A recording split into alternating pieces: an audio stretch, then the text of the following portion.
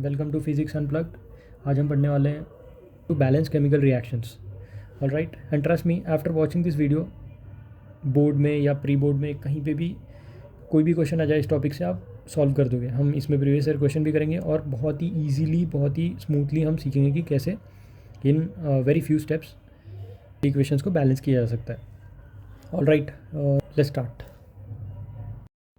So right now there are two questions before starting to know how to balance a chemical reaction. We have to answer two questions. The question one is, what is the basis of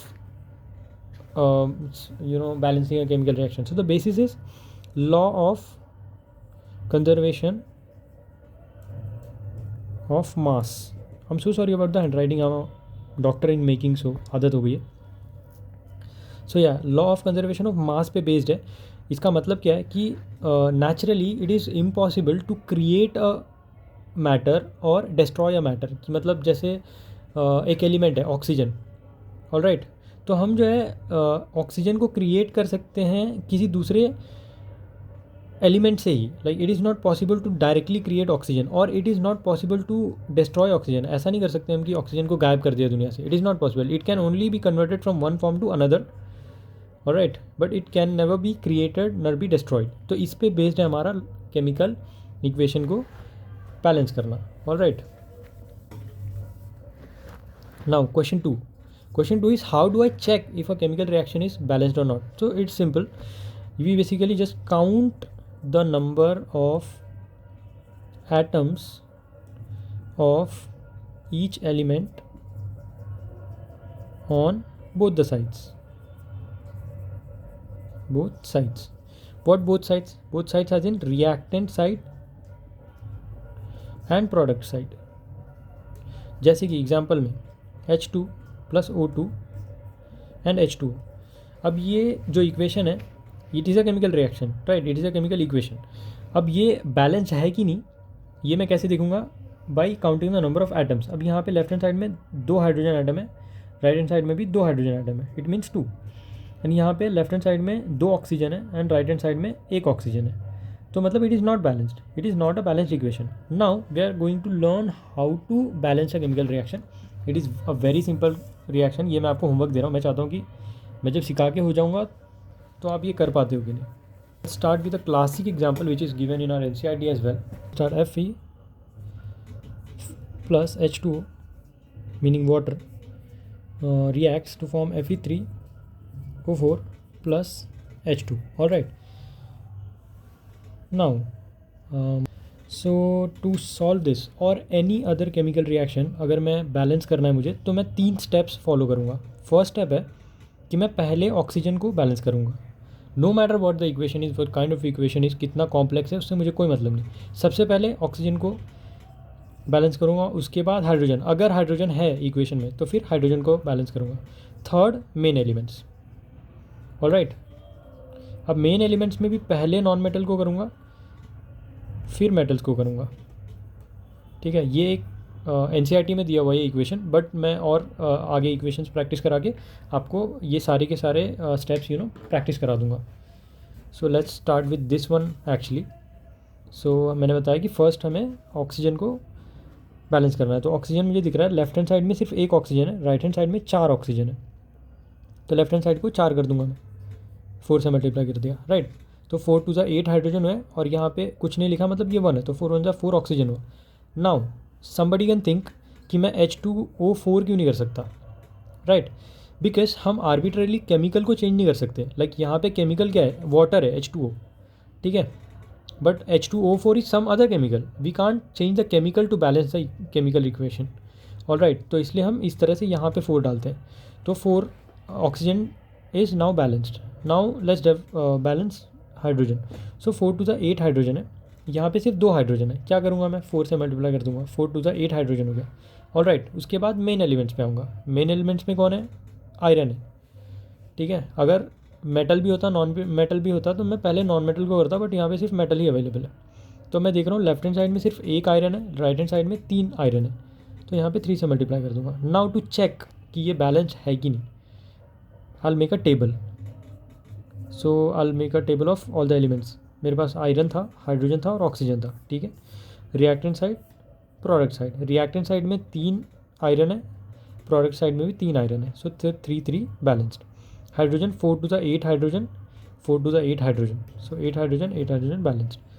4 on the 4 oxygen and 4 oxygen, so 4 balanced, hence this chemical equation is balanced. Now let's just discuss 2 previous year questions. So one previous year question says, consider the equation PAL plus QH2O forms RAL2O3 plus SH2. So basically ये जो ये थे अपने coefficients, ये coefficients की जगह पे variables डाल दिए और बोला कि you know proper value find out करो.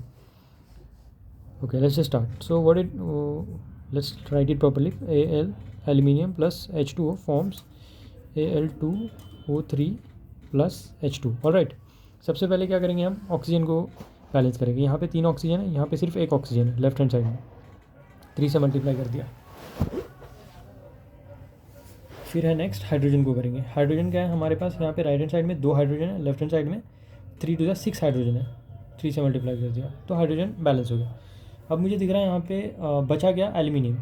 एल्यूमिनियम कितने हैं, 2 है यहाँ पे एल्यूमिनियम, और यहाँ पर सिर्फ 1 एल्यूमिनियम है. 2 से मल्टीप्लाई कर दिया. सो अब मैं चेक कर लेता हूँ, टैली कर लेता हूँ कि प्रॉपर बैलेंस हुआ है कि नहीं. तो क्या क्या एलिमेंट्स है हमारे पास, एल्यूमिनियम है, हाइड्रोजन है और ऑक्सीजन है. ऑलराइट, रिएक्टेंट साइड और प्रोडक्ट साइड.